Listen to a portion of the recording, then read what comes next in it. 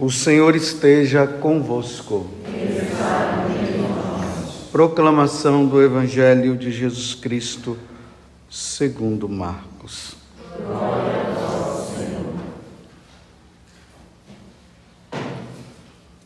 Naquele tempo, descendo Jesus do monte com Pedro, Tiago e João, e chegando perto dos outros discípulos, viram que estavam rodeados por uma grande multidão. Alguns mestres da lei estavam discutindo com eles. Logo que a multidão viu Jesus, ficou surpresa e correu para saudá-lo. Jesus perguntou aos discípulos: "Que discutis com eles?" Alguém da multidão respondeu: "Mestre, eu trouxe a ti meu filho que tem um espírito mudo. Cada vez que o espírito o ataca, joga-o no chão e ele começa a espumar, range os dentes e fica completamente rijo.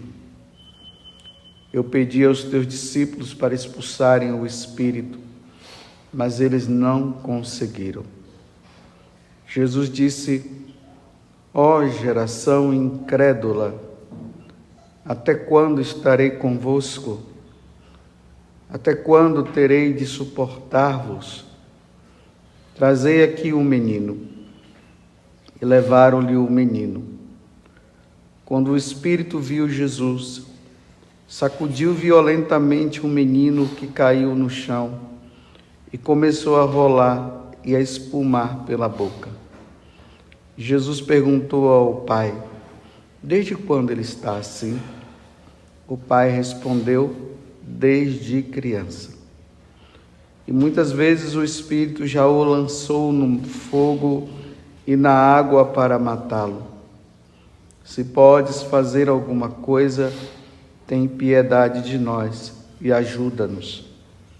Jesus disse: "Se podes, tudo é possível para quem tem fé." O pai do menino disse em alta voz: "Eu tenho fé, mas ajuda a minha falta de fé." Jesus viu que a multidão acorria para junto dele. Então ordenou ao espírito impuro: "Espírito mudo e surdo, eu te ordeno, que saias do menino e nunca mais entre neles." O espírito sacudiu o menino com violência, deu um grito e saiu. O menino ficou como morto, e por isso todos diziam: "Ele morreu." Mas Jesus pegou a mão do menino, levantou-o e o menino ficou de pé. Depois que Jesus entrou em casa, os discípulos lhe perguntaram a sós: "Por que nós não conseguimos expulsar o espírito?" Jesus respondeu: "Essa espécie de demônios não pode ser expulsa de nenhum modo, a não ser pela oração." Palavra da salvação. Glória a vós, Senhor.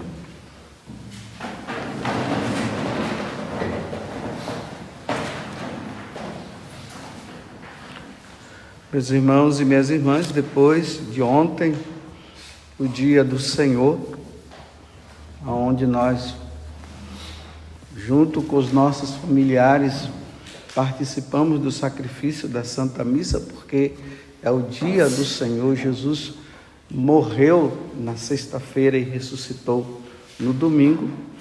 A nossa vida, ela continua. Graças a Deus, existem muitos católicos que não reduziram o participar da missa somente no domingo para cumprir uma lei da igreja. Às vezes vai até nem por devoção, nem por saber o sentido real daquele dia, né? É porque aprendeu assim e vai. É por isso que tem muita gente que às vezes tanto faz ir como não faz ir. Às vezes vai, às vezes não vai, porque ainda não encontrou não encontrou o sentido do que é o sacrifício da Santa Missa. É a renovação do sacrifício de nosso Senhor Jesus Cristo. É Ele nos salvando toda a humanidade. Na hora da missa, nós estamos naquele momento, nós não estamos relembrando algo que aconteceu no passado. Nós estamos ali, junto com Jesus, com Nossa Senhora e João Batista, e Jesus está dando a vida, derramando o sangue pela nossa salvação. Mas tem muitos católicos que, graças a Deus, entenderam isso e disseram: eu não irei somente no domingo, eu vou na segunda, eu vou na terça, eu vou na quarta, eu vou todos os dias. E aqueles que às vezes não podem ir, eles dizem: mas nesse dia eu posso ir na segunda, eu posso ir, quem sabe, na sexta-feira. E vai, porque não quer passar a vida nesse mundo sem a missa, porque o que retém o mal no mundo é a missa. O demônio, ele não tem força por causa da missa. Tira a missa para você ver. Então nós, sacerdotes, precisamos rezar todos os dias, não só no domingo, mas todos os dias. Lembrando também que hoje é segunda-feira, a igreja nos ensina que é um dia assim de nós lembrarmos das almas do purgatório. Não podemos deixar de rezar. Então hoje, já nesta missa, já estou rezando pelas almas do purgatório, mas durante o dia ofereçam também os sacrifícios de vocês pelas almas do purgatório. É um pedido de Nossa Senhora de Fátima: rezai o terço, rezai pela conversão dos pecadores e pelas almas do purgatório. Elas por si não podem fazer mais nada. O tempo que elas poderiam fazer não foi suficiente e tinha que ser aqui na terra. Agora não foi suficiente para entrar direto no céu, agora precisa de nós. Então a gente não reza pelas almas do purgatório somente na missa de corpo presente, 7º dia, 30º dia, aí 1 ano, aí encerrou, acabou, está tudo completo. Não, nós devemos rezar constantemente, principalmente pelos nossos parentes. Mas vamos agora para o evangelho de hoje. Vejam agora, no sábado, vamos relembrar, Jesus subiu o monte, que hoje nós sabemos que esse monte é o Monte Tabor.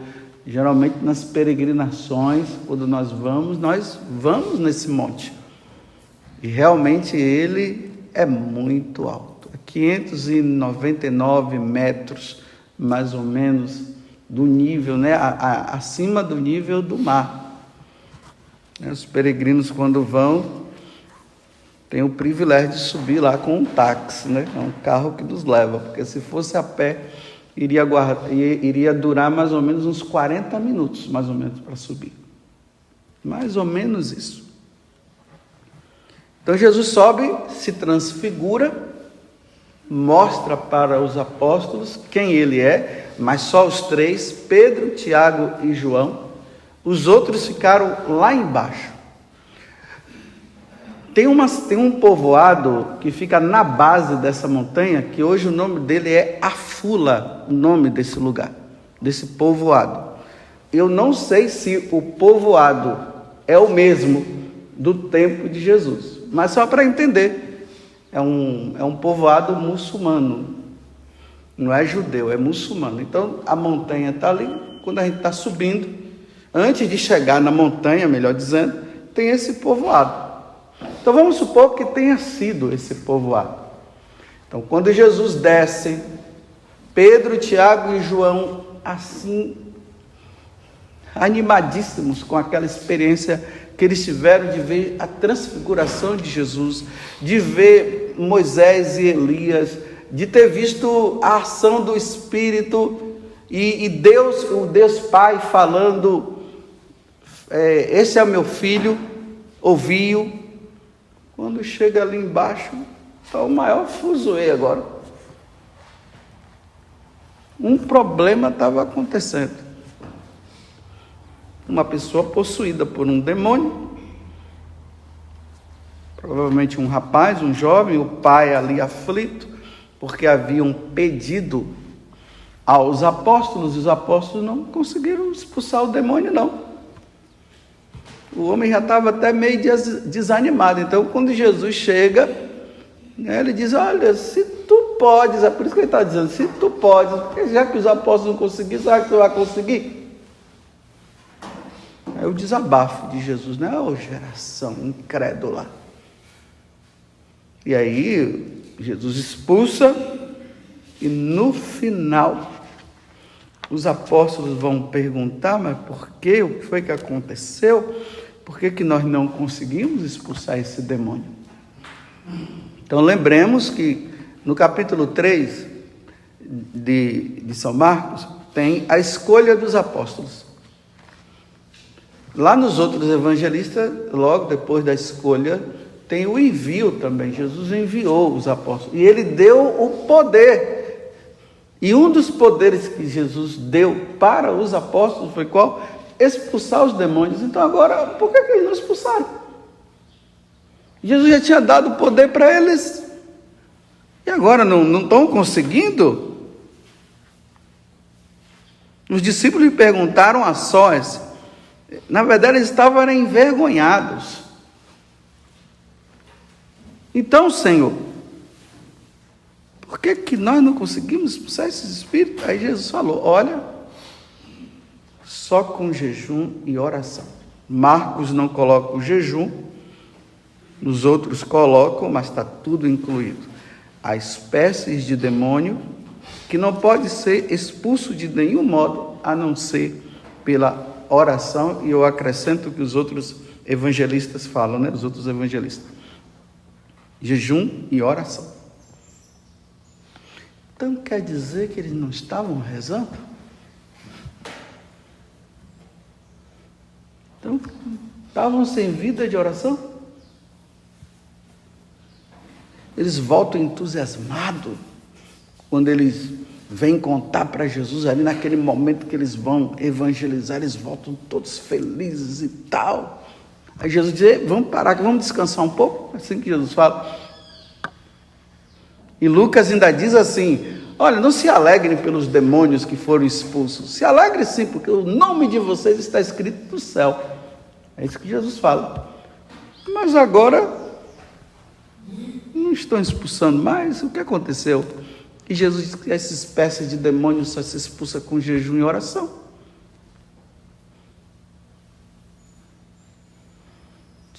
São Paulo vai dizer que nós devemos rezar sem cessar. A nossa vida, ela precisa ser uma vida de oração. Essa oração constante, aquela oração que nós fazemos quando nós paramos ali para rezar, porque é necessário essa parada, e depois da parada, a nossa oração que continua ali no nosso trabalho, nas coisas que nós fazemos. Hoje, nós encontramos uma igreja muito ativa. E às vezes, dentro desse ativismo da igreja, se questiona se realmente a igreja está rezando. Quando é que a igreja reza? A primeira oração da igreja é o que eu falei no início dessa celebração, é a missa. A missa é tudo. Essa é a oração por excelência. A igreja reza quando se celebra o sacrifício da Santa Missa. E como eu falei, é o sacrifício da Santa Missa que retém o poder de Satanás. Embora Deus tenha permitido a ação dele, mas eu já falei, como eu falei antes, ele só não tem mais poder por causa do sacrifício da missa. Depois, como é que a igreja reza? ela reza com a liturgia das horas. Os sacerdotes rezam com a liturgia das horas. E é obrigatório. Depois da missa, a oração por excelência é a liturgia das horas. É a liturgia. E nós rezamos com a liturgia. Depois, vem as devoções. Oração do terço, a via sacra, a meditação. Porque a palavra de Deus, ela precisa ser meditada. E na hora que nós meditamos, nós guardamos ela no nosso coração para a gente vivê-la. E aí, as leituras como a vida dos santos, que nos ajuda. Por que a gente tem que ler a vida dos santos? Porque através da vida dos santos nós vamos ver como foi que esses homens e mulheres de Deus, eles viveram, ao ponto de a igreja declará-los santos, ou seja, modelo para todos nós. Então, quando nós olhamos aquele santo, daquele determinado santo, que nós lemos a vida dele, estudamos a vida dele, nós vamos ver que os sofrimentos, as coisas que eles viveram, é bem semelhante aos nossos. E ali, eles mostram como foi que eles fizeram. São os heróis da igreja. O mundo não tem os seus heróis? A gente vê aí as crianças, né, tudo com a roupinha de Batman, de super-homem, tudo lá, e eles se achando e tal. Não. Na verdade, as crianças católicas, elas deveriam estar assim, com as vestes, né, com um santo tal, ou aquela santa. E quem é esse? Esse daqui foi a que fez essa. E ter assim na ponta da língua quem é aquela pessoa.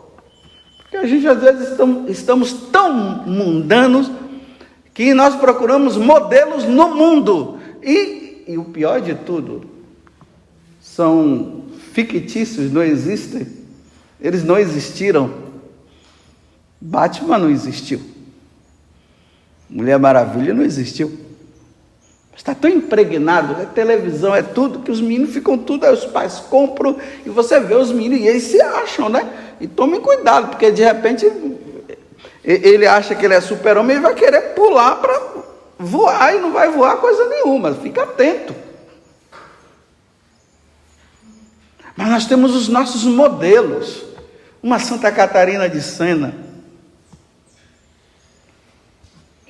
um Santo Antônio, São Pedro, São Paulo, os grandes mártires, aqueles homens que morreram pela fé, os milagres que eles fizeram. É isso que as crianças nossas católicas precisam estar impregnadas. E aí, quando nós estudamos a vida desses santos, nós queremos ser igual a eles, porque eles desejaram imitar Jesus, então eles conseguiram na vida. Então isso nos leva a rezar. Não é aquela devoção assim, eu sou devoto do Padre Pio, o Padre Pio me chamou para ser devota. Para quê? Para ficar rezando, para ficar pedindo coisa para ele, né? Vai fazer penitência como o Padre Pio fazia. Precisa ser devoto do Padre Pio. Vai meditar a paixão do Senhor como o Padre Pio meditava. Vai fazer jejuns e mais jejuns que ele fazia. Isso não. É só para pedir. É assim que a igreja reza. E aí nós temos o Santíssimo Sacramento, onde nós fazemos a nossa adoração diante de Jesus, que está presente na Eucaristia.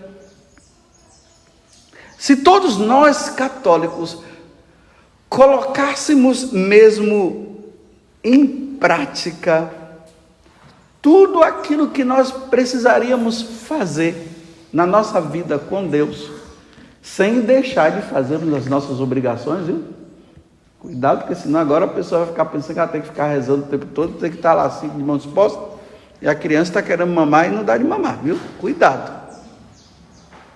E precisa trabalhar, e agora não quer mais trabalhar porque tem que rezar. Tudo com moderação.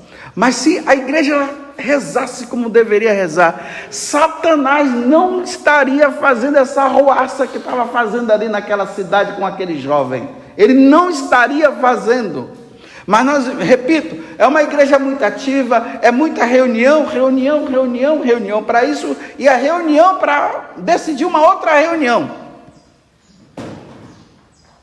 E cadê a oração? Eu fiquei muito feliz na semana passada, porque o nosso bispo, o Dom Vladimir, nosso bispo diocesano aqui de Lorena, ele convocou todos os padres para a primeira reunião nossa do ano. E mensalmente, assim, nós temos as reuniões. E eu, na minha cabeça estava reunião. E o que é reunião? Vamos ver as metas, aquelas coisas para o ano, e aquilo, coisa toda, né?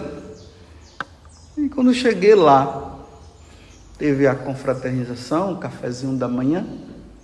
Depois nós fomos para a igreja. Primeiro ato do dia, a Santa Missa. Tivemos a missa bem celebrada por ele, concelebrada por nós sacerdotes. Depois, acabou a missa, a adoração ao Santíssimo Sacramento. E aí, acabou a adoração ao Santíssimo Sacramento, veio os avisos, encerrou com o almoço. Essa foi a nossa reunião do dia. Até alguém aí gritou, nossa, por quê? O que é que o Dom Vladimir estava dizendo para nós sacerdotes? Eu quero na minha diocese os padres rezando também.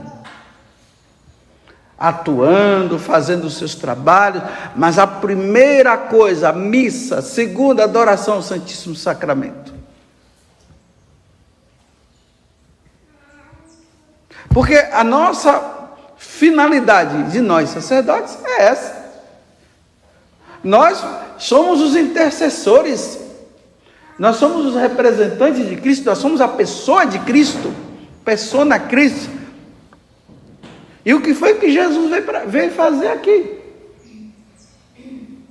Sem tirar, os méritos do descanso e tudo, não estou dizendo que não deva ter, Mas o que é que Jesus veio fazer? Se não isso, se não se oferecer em sacrifício pela redenção da humanidade, destruir as obras de Satanás e destruir o pecado e nos dar a salvação. A vida de Jesus estava voltada para isso, dos apóstolos também e também dos santos. Mas se a gente reza pouco, o demônio tem mais força. Se nós rezamos mais, o demônio menos força.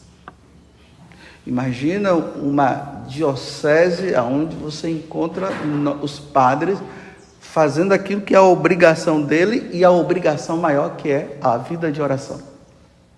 E aqui eu não estou dizendo simplesmente que tem que ficar todo mundo reunido para rezar, não. É essa vida de oração contínua, do dia a dia.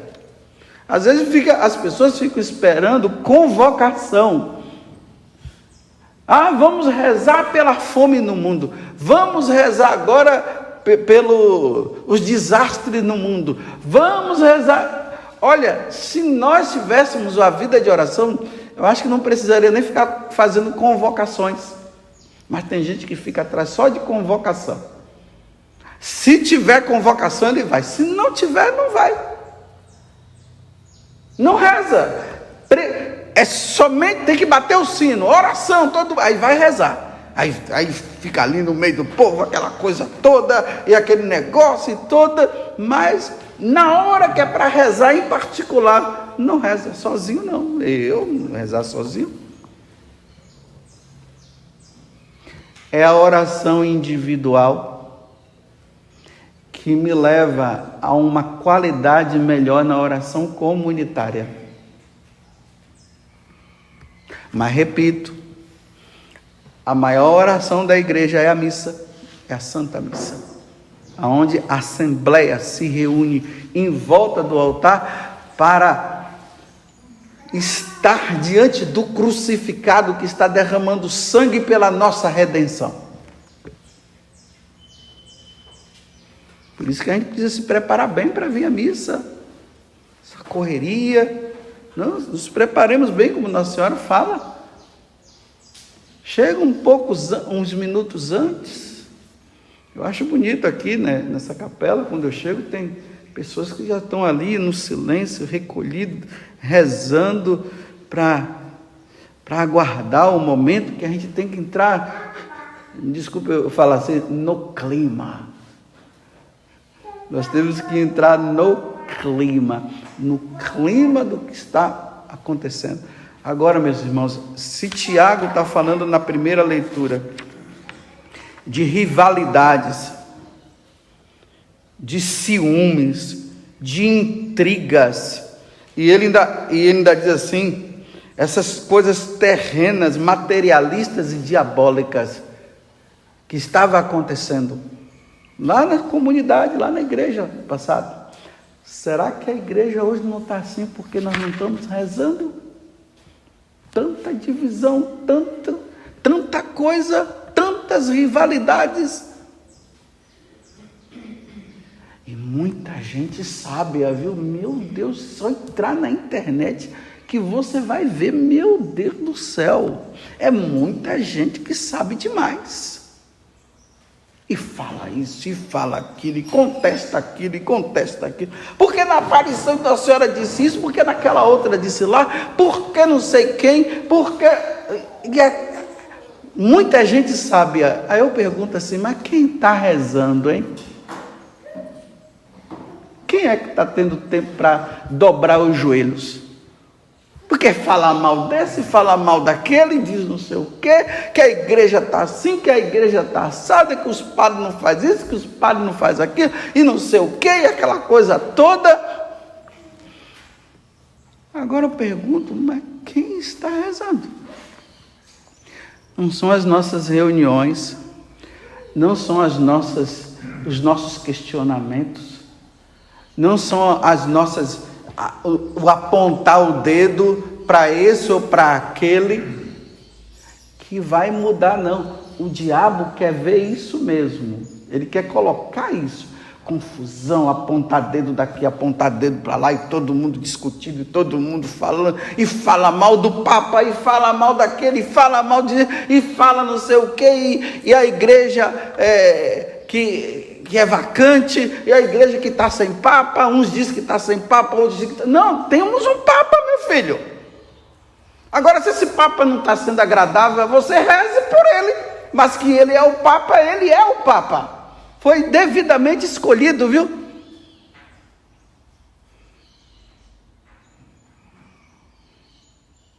Agora, por que você não reza? Por que não dobra o joelho? Por que não faz jejum? Por que não faz penitência? Chega no jejum, aí come, aí começa a dizer, não consigo porque eu estou com dor de cabeça. Começa a comer, para ficar sem comer, já está sem dor de cabeça. Olha, ninguém morre em 24 horas não de fome, viu? Até o médico ali. 2. Cara, tem uns fraquinhos aí que podem morrer.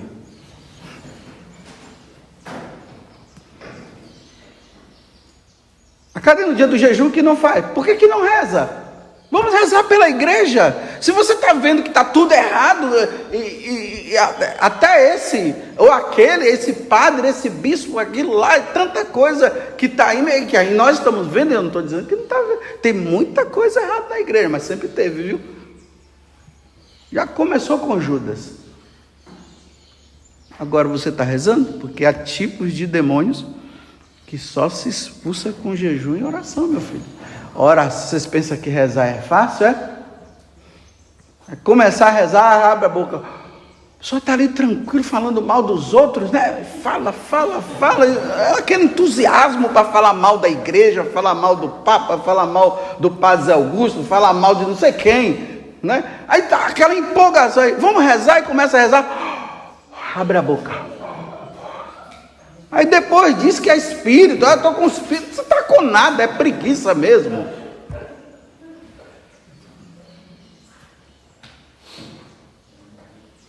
Louvado seja nosso Senhor Jesus Cristo e a nossa Mãe Maria Santíssima.